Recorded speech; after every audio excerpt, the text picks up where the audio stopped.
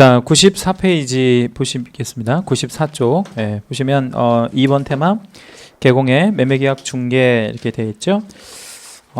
앞에서 이제 우리가 그 물건을 하나 이렇게 그 접수 받은 거고, 그 물건을 이제 설명을 잘 했더니 이제 중개를 완성시켰어요. 예, 그러면 그 취득 의뢰인하고 이제 이전 의뢰인하고 계약서 쓰고 뭐 하는 거를 해야 될 거 아닙니까? 그런 것들 이제 매매계약의 중개라고 얘기를 하는데, 이걸 한번 좀 정리를 한번 해볼게요. 양가로 1번에 보면 개공의 거래계약서 작성 전에 확인할 사항이다 이렇게 이제 되어 있는데, 일단은 개공이 계약서를 작성하기 전에 확인할 것들이 되게 많죠. 굉장히 많잖아요. 그러니까 매수인이 용도가 뭔지, 뭐 하려고 사는 건지 이런 것도 확인해야 되고, 또 그 용도에 맞는 물건인지 이런 것도 다 확인을 해야 되고, 또 매도인은 진정한 처분의 권한을 가지고는 있는 사람인지, 또 심지어는 그보다 더 앞서서 진정한 소유자는 맞는지 뭐 이런 것도 알아봐야 되고, 또는 매도인이 딴 사람한테 팔고 나한테 다시 파는 거 아닌지 이런 거, 이중매매 이런 개연성.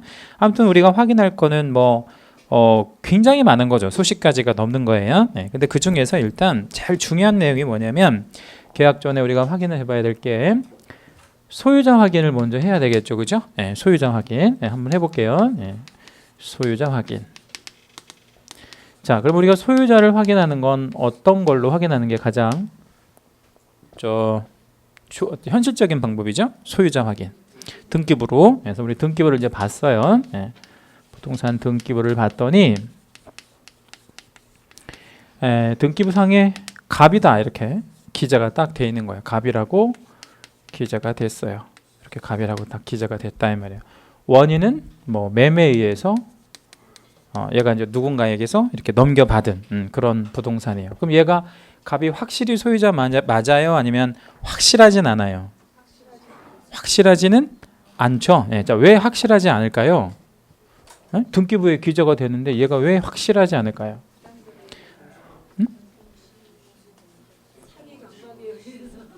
그래요. 아주 훌륭한 답변이야. 사기 강박. 또요? 공신력이 없어서. 그 공신력이 없다는 말로 우리가 그냥 하면 되지 뭐, 그지? 뭐 사기 강박도 뭐 얘기할 수 있고, 뭐 위조나 여러 가지 그런 거 다 우리가 통틀어서 그냥 등기부 자체가 공신력이 없잖아요, 그죠? 그럼 우리가 등기부에 공신력이 없다는 말이 어떤 얘기인지 한번 생각해봐요. 공신력이 없다는 말이 어떤 얘기냐 이거. 그러면 이 말이 공신력이 없다는 게 이 뜻인가요?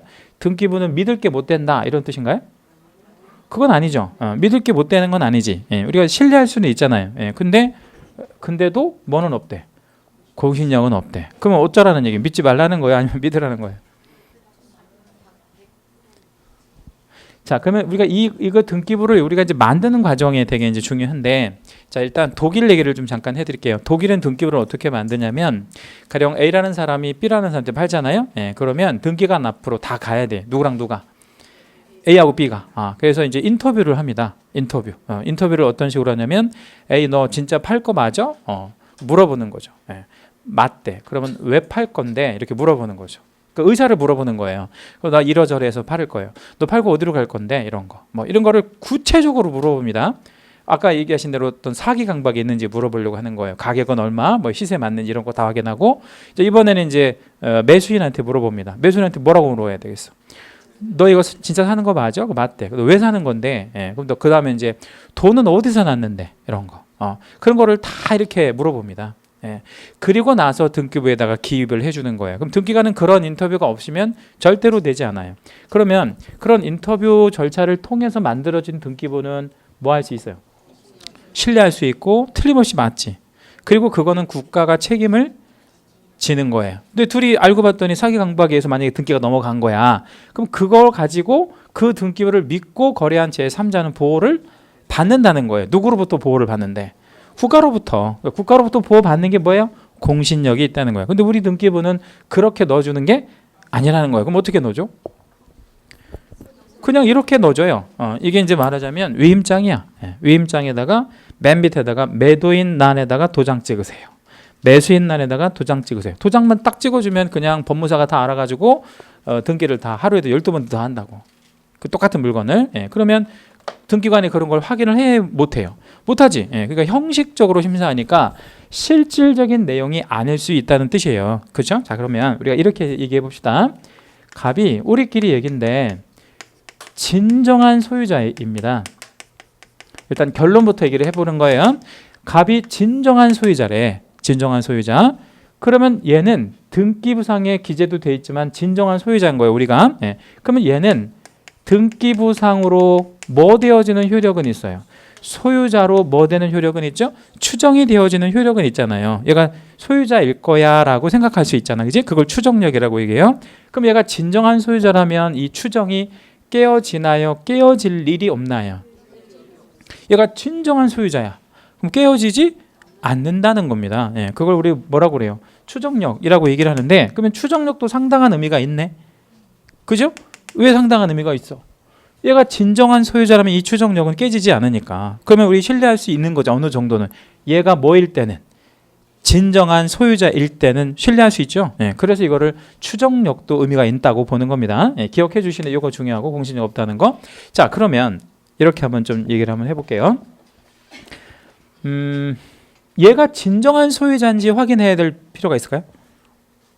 얘가 진정한 소유자인지 확인할 필요가, 뭐 우리가 정확하게 수사권이 있어서 개공이 수사권이 있어서 확인하는 건 아니지만 어느 정도는 확인할 의무가 있다고 볼 수 있지. 그래서 이 의무가 오히려 있어. 진정한 소유자 조사 의무가 있단 말이에요. 그렇죠? 그러면 이 조사를 뭘로 하면 진정한 소유자인지 알 수 있을까요? 그러니까 예를 들어서 가장 근사치로까지만 가도 괜찮은데 그런 노력들을 하려면 어떤 것들을 조사하면 이 사람이 진정한 소유자일 가능성이 많을까요? 그 사람이 진정한 소유자이라면 뭔가 가지고 있을 확률이 많잖아요. 뭘 가지고 있을까? 이 사람이 진정한 소유자인데 왜 가족을 가지고 있어요? 가족 없는 사람도 진정한 소유자일 수는 있지. 그러니까 여러분이 진정한 소유자, 여러분이 살고 계신 집이나 뭐 토지가 있다고 하면 소유자일 수 있잖아요. 그러면 갖고 계시는 게 뭐 있어요? 등기 권리증. 그 등기 권리증을 우리 이제 용어가 바뀌었어요. 요즘 이제 개정 용어로는 뭐라고 얘기를 하냐면 등기필 정보. 이걸 옛날에는 뭐라고 불렀을까요? 등기 권리증이라고 했다고. 이거를 소지하고 있을 확률이 많을까요? 얘가 진정한 소유자면 이거 갖고 있을 확률이 많지. 그죠? 또는 뭐를 내왔을까요? 얘가 진정한 소유자라면. 세금 같은 거. 그래서 뭐 세금 낸 납부 영수증 이런 거. 그런 거를 물어보는 거예요. 갖고 있는지 혹시 뭐 2년치만 좀 보여주세요. 이렇게. 그러면 소유자가 맞으니까 뭐를 내왔겠어요? 세금을 내왔겠지. 소유자 아닌데 세금을 왜 냈겠어, 그지? 그러니까 이런 것들. 또는 건물 같으면 뭐 이런 거, 뭐 보일러 같은 거 최근에 바꿨다 이 말이에요. 근데 진정한 소유자가 아니면 저 보일러를 바꿀 일이 없잖아. 그러니까 뭐 수리비 영수증 같은 거. 그렇죠? 이런 거. 이런 것들을 통해서 진정한 소유자인지 확인할 의무가 개공에게 있다라고 얘기합니다. 우리 대법원이. 그러니까 우리는 등기부를 조사하라는 게 아니라 등기부의 소유자로 기재되어 있는 사람이 과연 진정한 소유자 맞아? 이런 것들을 조사를 해야 할 어느 정도의 의무가 있다는 거예요. 그러니까 우리가 예를 들어서 이제 신분증 확인 같은 것도 해야 되고 이런 것들을 정도 확인할 줄 아셔야 된단 말이에요. 그리고 이제 특히 중요한 건 이런 세금 같은 거 있잖아요. 세금은 그 완납증명원이라는 게 있어요. 세금 완납증명원. 그러니까 세금을 국세든 지방세든 냈다라는 증명을 꼭 받아야 돼. 왜냐하면 세금이 나중에 부과가 되는 경우도 있거든요. 그러니까 그런 것 때문에 어떤 복잡한 관계가 이제 생길 수 있으니까 세금을 전 매도인이 다 냈다라는 걸 입증을 시켜주는 게 좋아요. 그러니까 우리 아파트로 말하면 그 잔금 치르면서 이사 가고 이사 오는 날 우리 저 관리사무실에 가서 뭐 하죠? 관리비 정산하잖아. 그거랑 똑같이 세금도 정산해 주는 개념이야. 그래서 세금을 다 냈는지 영수증을 저 세금 완납 증명서를 떼오라고 해야 돼. 누구한테요? 매도인한테. 그러면 자연스럽게 그 사람이 진정한 소유자인지 아닌지를 알 수가 있겠지. 그러니까 대법원은 많은 걸 요구하지도 않아. 이런 것들을 하려고 개공이 시도해 봤는지만 보는 거야. 이런 거를 하려고 시도해 봤는지, 그냥 말 그대로 등기부만 보고 계약서를 쓴 건지, 아니면 이런 거 뭐 본인 확인이라든지 등기부 정보 소지하고 있는지 확인하는 이런 노력들을 했는지만 보는 거야. 이런 것들만 해주면 개공한테는 뭐가 없는 거야. 고의 또는 과실이 없다고 보고요. 손해배상 뭐 우리 하지 않거나 그 어떤 액수가 확연히 줄어들 수밖에 없는 그런 거죠. 이런 것들을 우리가 이제 계약 전에 확인, 대표적으로 이제 그런 거 확인해야 되고, 그 다음에 95페이지 쪽에 넘어오시면 양가로 2번에 보면 대리인과의 계약이다 이런 말 나와 있죠, 그죠? 이 대리인하고 계약이라고 하는 게 이제 뭔가 요거에 좀 잠깐 해볼게요. 소유자 확인했는데 이제 소유자 본인이 계약을 하려고 하는 게 아니라 대리인이 계약을 쓴다고 이제 나온 거예요. 그럼 대리에는 두 가지 대리가 있는데, 하나는 무슨 대리가 있냐면 법정 대리가 있고요. 다른 하나는 임의 대리가 있습니다. 그러면 법정 대리는 뭐에 의해서 대리권이 생기는 거예요? 법률의 규정에 의하여. 이렇게. 자, 그러면 법정 대리인의 종류에는 어떤 게 있냐면, 우리 애들 있잖아요. 애들이 뭐 대리인을 선임한다는 것 자체가 현실적으로 어렵잖아. 법으로 만들어줘야지. 그래서 애들에 대한 법정 대리인은 누가 있을까요? 친권자, 부모. 그래서 친권자 있어요. 얘를 좀 여기다 적어볼게요. 얘가 중요합니다. 친권자. 그럼 친권자는 누구를 대리하는 법정 대리인이에요? 미성년자 대리하는 법정 대리인을 친권자라고 얘기합니다. 부부가 이혼을 하는데 친권을 포기하네 마네 이거 가지고 다툼이 이제 이렇게 생길 수 있겠죠. 그러면 부인이 남편한테 애는 내가 키울 테니까 친권 포기해. 그리고 양육비나 줘. 뭐 이런 식으로 이제 주장하는 경우가 요즘 이제 많이 있다면, 이제 엄마들은 아이를 포기하는 게 쉽지 않으니까, 예를 들어서 그러면 그 전 남편한테 친권을 포기하라는 말의 의미가 뭐예요? 그 부부가 이혼을 하는데 전 남편한테 이제 그 친권을 포기해. 내가 애는 키울 테니까. 그리고 나한테 양육비나 줘. 이렇게 이제 하고 만약 이혼을 한다고 칩시다. 그럼 여기서 친권을 포기한다는 말의 의미가 뭐냐 이거야. 네? 친권을 포기한다는 말의 의미가 뭐예요? 아니야. 그렇다고 해서 아빠가 아닌 건 아니잖아. 생물학적 아빠는 아빠잖아요. 그렇지? 아빠는 그렇다고 그러면 뭐 엄마라고 불러 아빠를? 조금 정확하게 답변하시면. 법정 대리인으로서의 지위가 없다는 거지. 그러면 이제 아버지가 친권을 포기하면 누구만 친권을 단독으로 갖게 되는 거야. 엄마만 친권을 단독으로 갖게 되는 거지. 그렇죠? 그래서 이번에 세월호 이제 그 사건에서 부부가 이혼을 했는데 그 아이가 세월호에서 이제 애가 그 사고 당한 거야. 그래갖고 그걸 누가 받았어요? 그 이제 법정 대리인인 엄마가 다 받은 거야. 아빠는 뭐를 포기했고. 친권을, 그런 애들이 되게 많았어요 이번에. 그럼 그건 나중에 상속받을 수 있는 그 권리 자체가 누구한테 다 오는 거야? 엄마한테. 왜? 친권 자체라는 건 그런 개념이에요. 친권. 법정 대리인으로서의 어떤 지위 자체를 포기하네 마네 뭐 이런 개념이 되는 겁니다. 자, 그러면 친권자만 있는 게 아니고요. 이런 게 있어요. 우리가 그 결격사위에서 배운 것 중에서 왜 이런 거 있잖아요. 금치산자, 한정치산자. 그죠? 근데 이제 그거는 우리 민법상의 개념인데 그게 이제 바뀌었기 때문에 바뀐 용어로 하면 여기는 바뀐 용어로 알고 계셔야 되니까, 옛날에 금치산자를 이제 지금은 뭐라고 얘기냐면 피성년 후견인이라고 그래요. 피성년 후견인.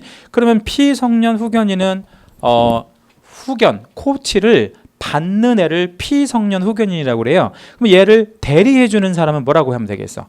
피자만 떼면 돼. 피자만 떼면 뭐라고 하면 돼? 성년 후견인 이렇게 이제 하면 되죠. 자, 그러면 다시 정리할게요. 성년 후견인은 누구를 법정 대리하는 사람이죠? 피성년 후견인을 법정 대리하는. 그럼 얘는 성년 후견인이니까 그 상대방이 즉 피성년 후견인이 성년이야 미성년이야? 미성년이겠지. 그렇죠? 그래서 성년 후견이라 그러는 거예요. 그다음에 옛날 말로 한정치산자, 우리 개정된 용어로는 피한정 후견인이라는 제도가 있는데 그것도 법정 대리는 한정 후견인 이렇게 이제 불러요. 그래서 법정 대리인에는 요 세 가지밖에 없어요. 우리나라에 법정 대리인 뭐 있다고요? 한번 읽어보세요. 친권자, 성년 후견인, 한정 후견인 이렇게 세 가지가 법정 대리인에 들어간다. 이렇게 이해하시면 되겠고, 얘가 좀 시험에 잘 나옵니다. 잘 나오는 이유는 뭐 때문에 잘 나오냐면 얘는 법정 대리인이니까 당연히 무슨 권은 있어야 되겠어요? 대리권은 있어야 되겠지. 대리인이니까 대리권 있어야 되겠지. 그런데 얘는 동의권이라는 게 없어요. 네, 그래서 이게 좀 시험에 잘 나오고요. 여기는 법정 대리인이니까 대리권도 있고 당연히 무슨 권도 있냐면 동의권. 그러니까 상대방이 뭘 하는 거, 그러니까 미성년애가 뭘 하는 거를 동의해주는 권한을 동의권. 여기도 뭐하고 뭐를 다 갖고 있냐면 대리권, 동의권 다 가지고 있는데 성년 후견인은 뭐만 있고요? 대리권만 있고 무슨 권은 없고 동의권은 없어. 그러니까 동의권이 없다는 거는 제한 능력자가 즉 피성년 후견인이 뭘 하는 거를 법정 대리인이 뭐 할 수 없다? 동의할 수 없다. 그럴 권한이 없다. 그러면 뭐만 해주래? 대리만 해주래. 대리만. 직접 해주라는 거야. 그러니까 우리 개공은 누구하고는 절대로 거래하면 안 되겠어요. 피성년 후견인하고 직접 계약은 절대 하면 안 되겠지. 왜냐면 걔는 제한 능력자니까. 예, 그러면 만약에 피성년 후견인 소유의 물건이 있다고 칩시다. 그러면 그 물건은 누구하고 계약을 해야만 안전해? 성년 후견인. 예, 그러면 이때 성년 후견이라고 계약을 할 때 그 성년 후견인이 갖고 있는 권한이 바로 뭐예요? 대리권을 행사시켜서 그 사람하고 계약을 하는 거지. 그죠? 나머지 자들은 대리권을 행사시켜서 얘하고 해도 되고 아니면 동의권을 행사시키면 미성년자하고 계약을 해도 괜찮아요. 네. 자, 예를 들어서 미성년자 소유의 부동산이 있단 말이에요. 그걸 중개하는데 그 미성년자가 자기 부모한테 뭐를 받았어? 동의를 받은 거야. 그걸 서면으로 이렇게 증거를 남겨놓으면 누구랑 계약을 해도 안전해요. 미성년자하고 계약을 해도 안전하다 이 말이에요. 네. 자, 그다음에 임의대리라는 건 뭐냐면 본인이 대리인에게 뭐를 수여했다 이 말이에요. 대리권을 수여했다 이 말이에요. 그걸 임의대리라고 얘기를 해요. 대리권 수여. 하나의 법률행위죠, 이거. 이 대리권 수여는 세 가지 예를 갖고 있을 때 안전하다고 우리가 얘기를 해요. 대리권 수여는 내가 너한테 대리권을 수여하노라 이렇게 해갖고는 안 되고 그거를 증거로 삼아야 되니까 일단 뭐를 하나 써줘야 되냐면 위임장. 그죠? 나중에 딴소리 할 수 있잖아요. 예, 그러니까 위임장에다가 뭐를 찍게 만들고 위임장에다가 인감, 인감 날인. 누구의 인감? 본인 아니면 대리인? 본인의 인감. 예, 본인의 인감을 찍고 그 다음에 뭐를 인감을 찍는다 이러면 항상 뭐를 붙여야 돼? 예? 이거 인감인지 아닌지 우리가 알아봐야 되잖아. 그러니까 항상 인감을 찍을 때는 뭐를 붙여야 돼? 밑에다가 뒷장에다가 인감 증명서. 인감을 찍으라는 건 항상 인감 증명서 붙이라는 얘기예요. 이렇게 세 가지를 갖고 있을 때 대리권이 수여되었다라고 얘기할 수 있죠. 자, 그럼 우리 대리인하고 계약할 때는 몇 가지 확인하면 되겠네? 세 가지. 우리 임의 대리인하고 계약할 때는 그럼 위임장, 인감 증명서. 자, 어떤 손님이 위임장이랑 인감이랑 인감 증명서를 가져왔어요. 그러면 일단 뭐로 인정해주면 돼? 대리인으로 인정해주면 되겠죠? 그런데 위임장을 백지로 가져온 거야. 네? 위임장을 백지로 가져왔어요. 자, 그러면 안전해, 안 안전해? 백지로 갖고 왔어. 백지에다가 이게 이제 백지 위임장이라 그러죠. 여기다 위임장에다가 도장만 딱 찍고 도장에 대한 인감 증명서가 붙어 있는 거야. 자, 그러면 뭘 집을 뭐 팔거나 사겠다고 온 거야. 대리인만. 네. 안전해요, 안 안전해요? 어? 빈 종이에다가 갖고 왔대요. 네. 인감 증명서 붙었어. 인감도 실제 인감이 날인돼 있고. 잘 한번 생각해 봐요. 안전하겠는지 아니면 안전하지 않겠는지.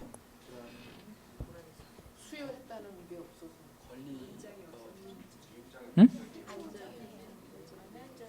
안 안전하죠. 자, 뭐가 안 안전해요? 자, 이 백지 위임장은 두 가지로 해석될 여지가 있죠. 자, 첫 번째 해석은 백지 위임장이니까 첫 번째 해석은 뭐예요? 아무것도 너한테 위임하지 않았다 라고 해석될 수 있죠. 그죠? 백지에다가 난 도장 찍어준 밖에 없어 라고 주장하면 어떡할 거야? 그럼 아무것도 위임한 거 아니잖아. 또 한 가지 해석 여지는 뭐 있어? 너한테 모든 것을 위임했다라고 해석할 수도 있죠. 그렇죠? 예. 근데 개공은 나한테 유리한 쪽으로 해석하면 안 되는 거지. 상대방이 그렇게 주장하면 내 입장에서는 고의나 과실에 의해서 손해배상 해줘야 되는 문제가 생기니까.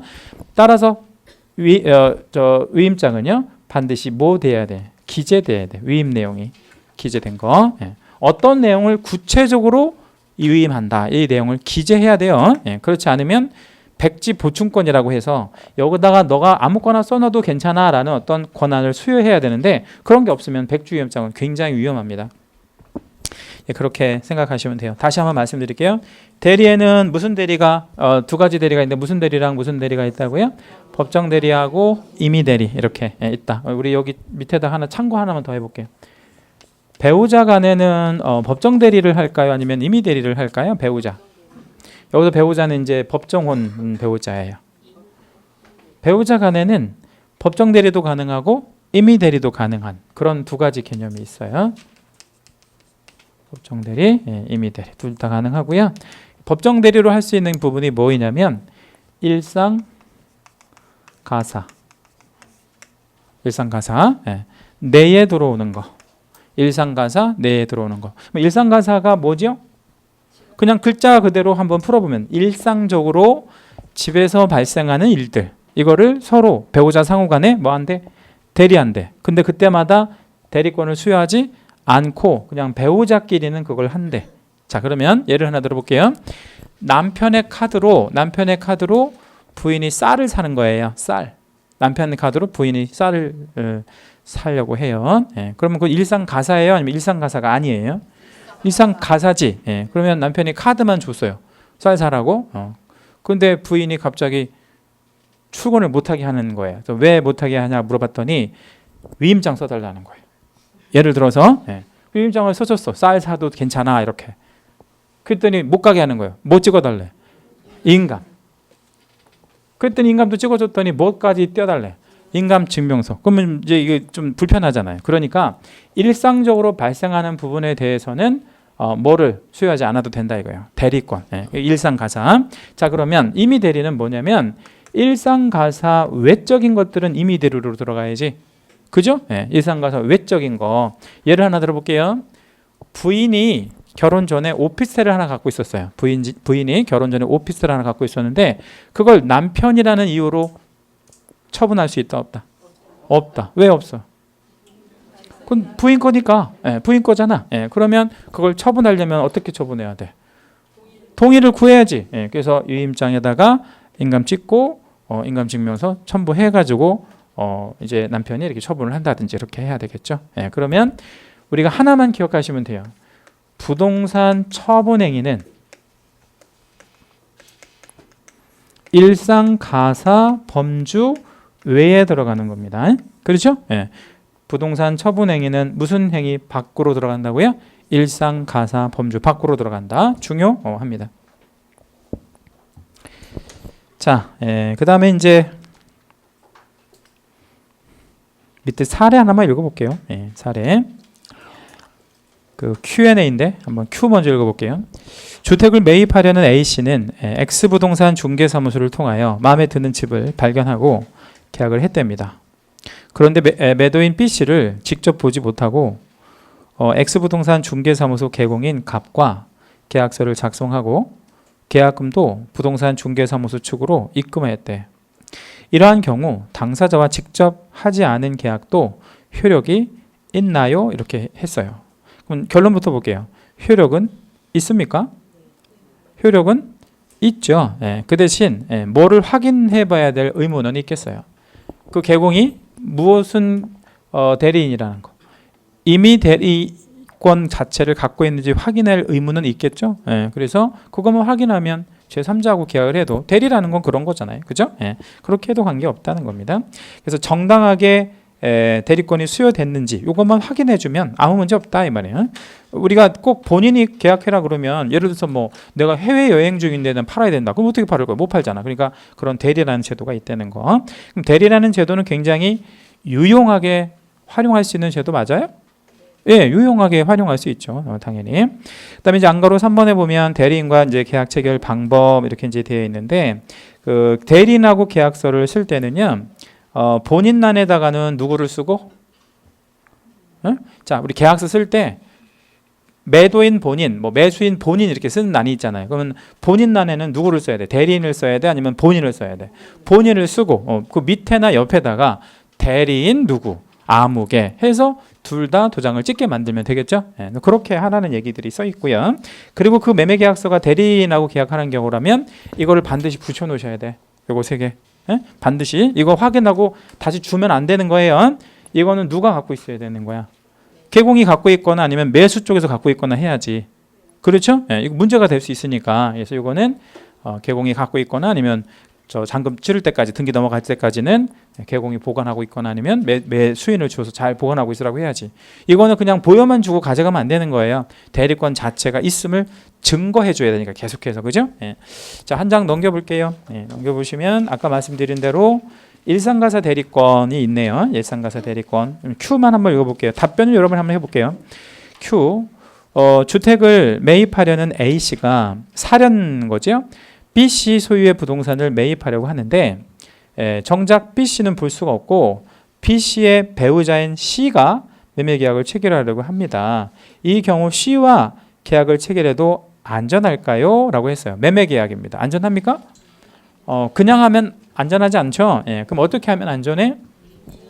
위임자, 그 다음에 인감 찍고 뭐 첨부, 인감 신명서. 예, 그러면 그거를 일상가사 대리권이라고 해야 돼요? 아니면 임의대리라고 해야 돼? 그건 임의대리지. 일상가사 대리권이 아니라 그건 임의대리라고 생각하시면 되고요.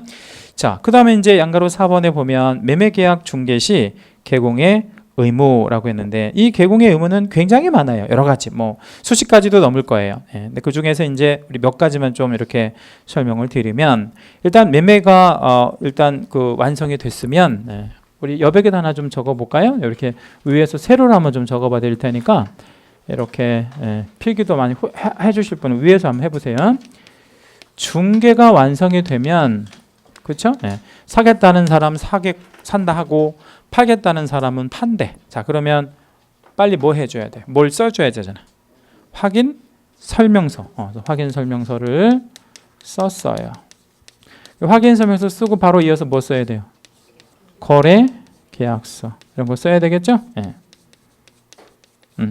그리고 이제 우리 이게 매매 계약이니까 그 매매 계약이니까 우리 이제 다음 주 정도에 배우실 건데 매매 계약서를 작성하잖아요. 매매 계약서. 그러면 국가에 뭐 해야 돼?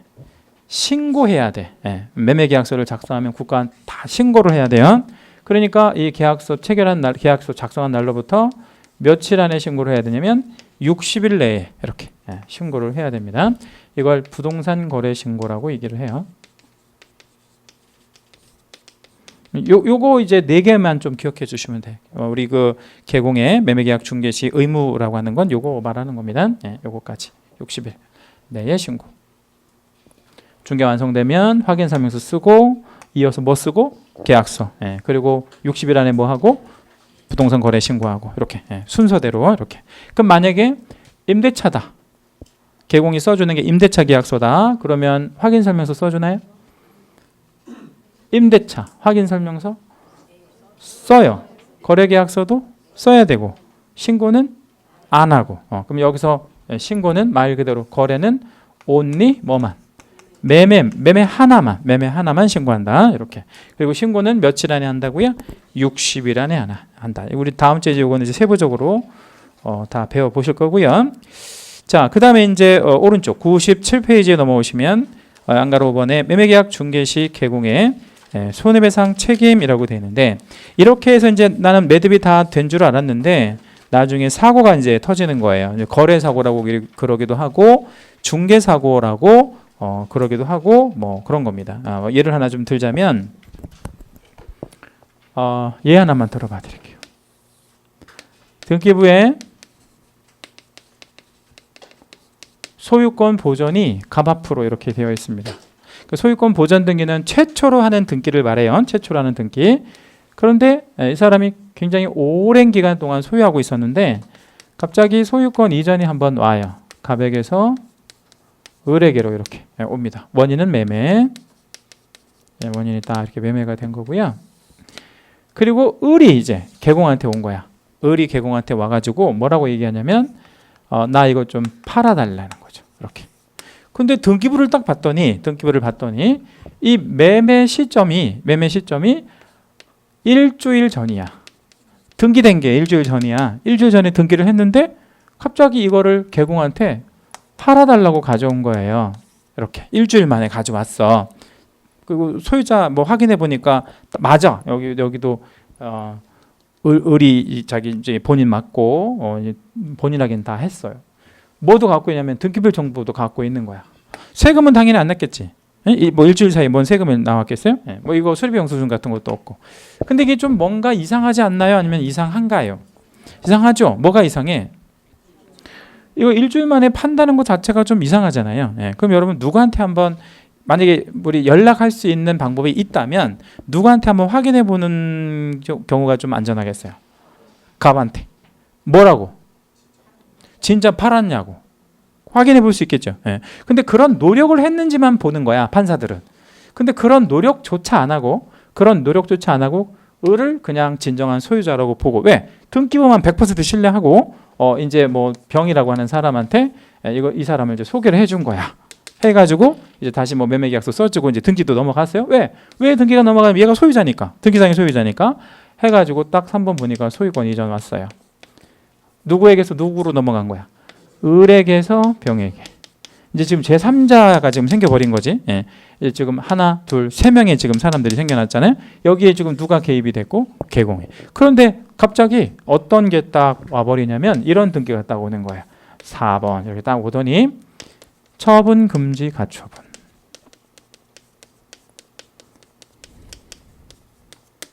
그래서 내용은 뭐냐면 일체의 처분 행위를 하지 말라는 거야. 누구 보고? 응? 자, 일체 처분 행위를 하지 말래. 가처분권자는 갑이야. 법원에서 이걸 받아줬어. 그럼 가처분은 법원에서 받아줘야만 등기부에 들어가는 겁니다. 그러니까 어느 정도 주장에 타당성이 있다는 뜻이야. 가처분은 아주 그냥 허무맹랑한 얘기가 아니라는 얘기지. 그래가지고 이제 가처분을 받아가지고 등기부에 기입됐어요. 일체 처분 행위를 하지 말래. 누구 보고? 자, 가처분권자는 갑이고, 국가한테 말고. 자, 처분금지 가처분을 누구 보고 처분을 하지 말라고 해놨을까요? 병에게. 왜 병에게? 얘가 지금 현 등기부상의 소유자니까. 그러니까 너 뭐 하지 마, 처분하지 마라고 처분금지 가처분을 누가 해버린 거예요? 갑이. 그래서 구체적인 내용을 보니까 2번 등기에 말소를 구하는 소송을 제기했다. 그래서 가처분이 딱 들어간 거예요. 원인은 뭐냐면 원인 부여라는 거지. 원인 부여라는 게 뭐예요? 나는 을한테 뭐 한 적이 없대. 매매한 적이 없는데 얘가 혼자 위조해가지고 뭐 한 거야? 매매한 거예요. 그런 지금 주장이에요. 그거를 법원에서 일응 받아준 거야. 이렇게. 일단 그래서 이 소송에서 뭐 해버렸을까요? 갑이 승소. 자, 그럼 승소하면 어떤 등기부터 날아갈까요? 지금 이 소송에서 소송의 내용이 뭐예요? 2번 등기에 말소를 구하는 소송이잖아. 그럼 어떤 등기부터 날아가? 2번 등기부터 날아가는 거지. 그럼 이건 직권말소가 된다고? 등기간 직권말소. 이렇게 지워져 버리네? 자, 그럼 2번 등기가 직권말소가 딱 되면 어떻게 돼요? 3번 등기는 당연히 말소지. 왜 당연히 말소야? 을이 넘겨줘야 되는데 을이 소유자가 아닌데 어떻게 넘어가 이 등기가? 얘도 당연히 직권말소. 그죠? 존재할 수 없는 등기니까. 그리고 얘도 이제 지워진단 말이에요. 그러면 다 지워져 버렸네. 원래랑 똑같네. 그러면 누구 소유 그대로 남아 있어? 갑. 그럼 여기에 개입한 개공은 뭔 짓 한 거예요? 헛짓한 거죠. 헛짓한 거지. 여기서. 그죠? 그럼 여기서 손해를 누가 받겠어요? 손해. 병이 받겠지. 그럼 병은 누구한테? 개공한테. 뭐 해달라고? 손해배상해달라고. 여러분 같으면 청구하겠어요? 안 하겠어요? 당연히 하지. 그 물어줘야 돼? 말아야 돼? 당연히 물어줘야지. 이때 판사는 뭐를 보냐면 너가 어느 정도 노력을 했는지를 봐요. 그래서 너가 이 사람의 연락처를 확인해 보려고 노력을 했는지 이런 걸 본다고. 그런 노력을 했으면 손해배상률은 확 줄어들고요. 그런 조차도 안 했다면 과실률은 확 올라가고 그렇죠. 그래서 뭐 100%다 물어줘라 이렇게는 안 떨어져요. 왜냐하면 누구한테도 사실은 과실이 있다고 볼 수 있어요. 병한테도요. 갑은 잘못이 없는 거야. 얘가 위주해서 들어갔는데 무슨 갑이 잘못이 있어? 없지. 그럼 누가 잘못이 있냐면 병이. 왜 병이 잘못이 있냐면 누구만 전적으로 신뢰하면 안 돼 또. 자기가 물건을 사는데 뭐 몇 억짜리 몇십억짜리 물건을 사는데 누구만 전적으로 신뢰하면 안 된다고. 계곡만. 그러면 본인이 확인할 수 있는 건 본인이 확인했었어야지. 그러니까 예를 들어서 8대 2 정도. 뭐 아니면 7대 3 정도. 이런 정도. 손해배상 해주라고 이렇게 판결이 떨어집니다. 이런 것들 흔하게 있을 수 있는 그런 사례들입니다. 이 등기부 위조해 가지고 이렇게 등기하는 거는 일도 아니에요. 이런 거. 이런 것만 전문적으로 해주는 그런 법무사도 있어요. 법무사도. 법무사 자격 걸고 한다고 이렇게. 그 대신 큰 물건 같은 거 해주겠지. 큰 물건. 뭐 이런 거 뭐 몇 억짜리 이런 거 말고. 그러니까 이런 사건 사고들이 얼마든지 발생할 수 있습니다. 그러니까 손해배상 책임은 바로 그런 겁니다. 그래서 우리가 확인할 수 있는 하여튼 최선을 다해서 확인을 해줘야 되고요. 넘기세요. 98페이지 가시면 양가로 6번에 매매계약 중개 시 이제 개공의 보수 다 모든 거를 다 해줬으면 우리 개공은 뭘 받으면 되겠어요? 보수. 이제 보수를 받으면 될 건데 그 보수 받는 거는 이제 우리 복습 한번 해보죠. 뭐 모든 중개 보수는 뭐하고 뭐로 나눈다 그랬죠? 구분한다 그랬죠? 주택과 주택외, 주택과 주택외로 이렇게 이제 나눈다 그랬고 주택은 뭘로 이렇게 받는 거라 그랬죠? 주택은 지지난주 배우셨는데 아니 그거 말고 그냥 그거는 모르셔도 되고 한마디로 말해서 주택은 뭘로 주택외는 뭘로 이렇게 주택은 시도조례로 결정해서 받고 주택은 시도조례로 정해서 받는다 그랬죠? 주택외는 협의해서 받고 그렇죠? 다시 주택은 뭘로 해서 받고 시도조례가 정해주는 대로 받고 주택외는 협의해서 받고 그 개념만 알고 계시면 돼요. 숫자라 이런 것까지는 아직 모르셔도 되고요. 그럼 오피스텔은 어떻게 된다 그랬죠? 오피스텔은 주택 아니면 주택외? 주택외로 본다 그랬지. 그 대신 오피스텔의 면적이 얼마냐에 따라서 조금 그 받을 수 있는 한도만 달라지죠. 전용 몇 제곱미터 이내의 거 85제곱미터 이내는 매매 0.5 임대차는 0.4까지 받을 수 있죠. 그 다음에 85제곱미터 초과하면요 0.9까지 그죠? 0.9까지 협의해서 받을 수 있죠. 그런 개념 정도만 머릿속에 넣어놓으시면 돼요. 그런데 개공들이 보수를 적당히 받아야 되는데 많이 받으면 되겠어요? 안 되겠어요? 안 되죠. 이제 그 부분은 이제 99페이지 상단에 쓰여 있는데 많이 받으면 안 된다. 이를 금지행위라 그런다. 그렇죠? 근데 그거 위반하게 되면 몇 년 몇 천에 해당이 된대요. 1년 1천. 거기다 우리 채색 하나만 해주시고요. 1년 이하의 징역이나 1,000만 원 이하의 벌금형 받는데요. 그런데 자 그러면 그 받는 거하고는 별개로 끝끝내 받을 수 있느냐? 끝끝내 아니면 받은 거 돌려주어야 하느냐? 이런 문제 남죠? 그러면 끝끝내 받을 수 있어요? 아니면 초과한 건 돌려줘야 돼요? 초과한 건 돌려줘야지. 그래서 그것도 한번 읽어볼게요. 만약 개공이 중개보수 또는 실비의 한도를 초과하여 수수하였다면 그 초과분은 뭐가 되고? 무효. 근데 거기다 채색하시고 별표 뭐 한 부분만 무효가 되는 거죠? 초과분만 무효. 그럼 초과 안 한 건?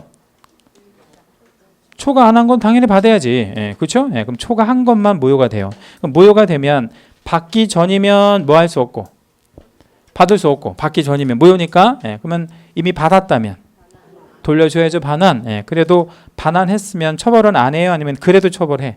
당연히 처벌은 하고 돌려도 주고 하는 거죠. 그래서 어떤 불법적인 원인에 의해서 어떤 그 보수, 대가 이런 것들을 받을 수 있도록 하면 안 되겠죠. 자, 그러면 보수는 언제 받을 거냐? 이 부분이 좀 중요한데요.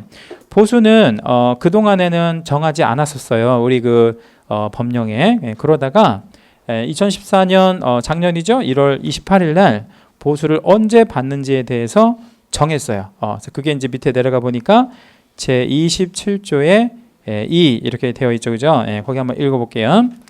제 32조 3항에 따른 중개 보수의 지급 시기는 개공과 의뢰인이 뭐에 따르되 이랬어요? 약정. 약정에 따르되에다가 채색 하나만 해주시고요. 그리고 단락을 한 번만 끊어봐 주세요.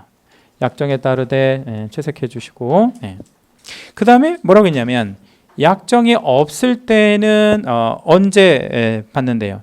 거래대금의 지급이 완료된 날. 거기도 채색해보죠. 지급이 완료된 날. 자, 그러면 요거를 원칙이라고 한번 생각해보죠. 중개 보수의 원칙적인 수수 시기는 언제? 예? 약정 시에 받고, 그다음에 예외적으로요 약정이 없을 때는 언제 받으래? 잔금일 날 받으래. 잔금. 거래 대금의 지급이 완료된다는 게 뭐예요? 잔금 아니에요, 잔금. 그래서 잔금일 날 받으래. 다시 한번 설명드릴게요. 보수는 원칙 언제 받고? 약정 시기에 받고. 둘이 정하여서 받으면 된다 이 말이에요. 그다음에 그런 게 없으면 잔금일 때 이렇게 받으랍니다. 그렇게 여러분 이해하시고요. 상단이나 아니면 오른쪽 보조단에다가 요거를 하나 좀 적어 놓을게요. 이거는 좀 이따가 적으세요. 정리 제가 다시 해드릴게. 이거 뭘 것 같아요? 이거는 이렇게 돼 있는 택시. 제가 그림을 좀 잘 그리죠. 저희 아버지가 8형제인데, 저희 아버지가 돌아가신 아버지가 8형제인데, 작은 아버지 두 분이 화가셔요. 화가. 그 동양화가 서양화가. 고모가 4명인데 고모 두 분도 화가예요. 저희 형도 이렇게 그림을 좀 그리고요.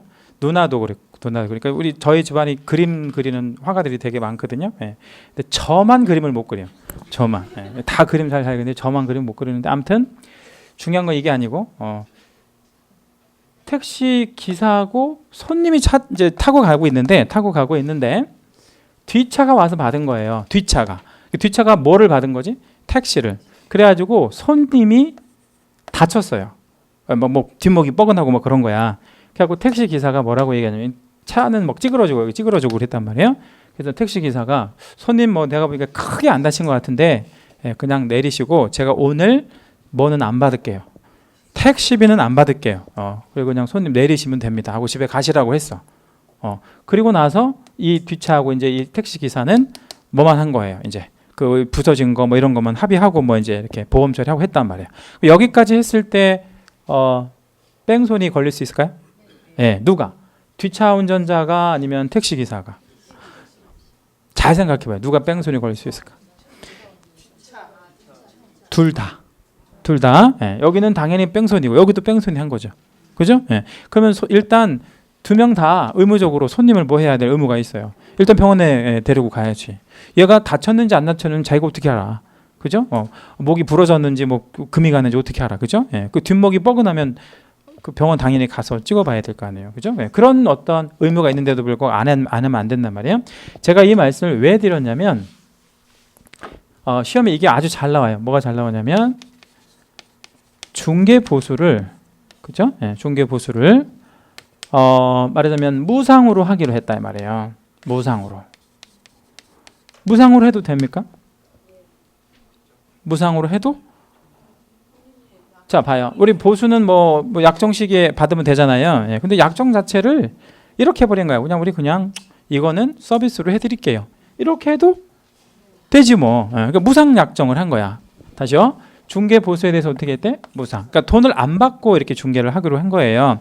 그랬을 때 이 무상 약정에 의해서 중개 행위가 있었을 텐데, 그 중개 행위에 대한 의무와 책임이 감경되거나 면제된다, 아니면 그런 거 없다는 거예요. 그죠? 택시비 안 받고 내려라 이러면 안 된다고. 그러면 반드시 사고 나면 그 두 운전자는 손님을 병원에 옮겨야 될 의무도 있고 책임도 있는 거죠.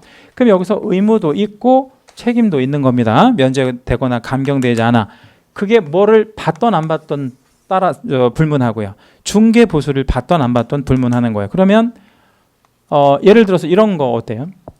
개공이 우리 예를 하나 들어볼게요. 보증금 500에 월 3만 원짜리 임대차를 하나 알선해 준 거야. 500에 월 3만 원짜리. 그리고 독거노인이야. 혼자 사시는 할머니 얘기 중개해 준 거야. 계산해 봤더니 중개 보수가 2만 한 얼마 나와. 그럼 여러분 같으면 그건 받겠어요? 아니면 안 받겠어요? 혼자 사시는 할머니가 계신 거야. 그러면 그냥 뭘로 해도 돼. 서비스로 해도 되죠. 그래서 서비스로 하기로 했거든요. 그러니까 뭘로 한 거야? 무상약정. 그럼 이 할머니한테 확인 설명서, 제가 할머니 이거 원래 확인 설명서 해드려야 되는데 제가 돈 안 받을 거거든요. 그러니까 확인 설명서 그냥 안 하는 걸로 할게요. 이렇게 하면 돼, 안 돼? 안 된다는 거예요. 그럼 업무정지 먹어요. 누가? 개공이. 돈을 안 받는 걸 업무정지라고 그러는 게 아니라 이거 안 해준 거. 그 다음에 뭐 해줘야 돼? 계약서 당연히 써줘야 돼. 예, 근데 계약서를 안 써주고 확인 설명서도 안 써주고 그러면 할머니가 임대차 계약서에다가 확정일자를 받는지 안 받는지 알아요? 몰라요? 몰라. 예, 그런 거 모르잖아. 누가 안내해주지도 않고. 그래가지고 이걸 안 받아가지고 결론적으로 전입신고도 안 하고 해서 뭐를 아예 못 받았냐면 500만 원을 한 푼도 못 받은 거야. 경매 넘어간 집에. 예, 그러면 그 돈은 누가 물어줘야 돼? 개공이 물어줘야지. 왜 물어줘야 돼요? 이 개공은 이 손님한테 단 1원도 안 받았는데. 예? 그거하고 관계없이 뭐하고 뭐는 있다. 의무하고 책임은 있다. 이런 얘기예요. 그죠? 뭐하고 관계없이 보수하고 관계없이. 이해됐죠? 예. 이게 줄어들지도 않아요. 예. 그러니까 이거 시험에 되게 잘 나오는 얘기니까 잘 기억해 주셔야 돼서 중개부서를 받았냐 안 받았냐는 의무하고 책임이 면제되거나 혹은 감경되는 거하고 아무런 관계가 없는 별개의 어떤 사안이라는 거 그렇게 연결해 주시면 되겠고요. 오늘 진도는 여기까지 할게요. 여기까지 하고 다음 주에 우리 부동산 거래 신고제도에서부터 하시도록 그렇게 하겠습니다. 요즘에 그 감기가 되게 유행하거든요. 저도 지금 감기가 심하게 걸려가지고 많이 힘든데 감기들 조심하세요. 감기. 그래서 감기 조심하시고 푹 쉬시고요. 그리고 다음 주에 뵙도록 하겠습니다. 수고하셨습니다.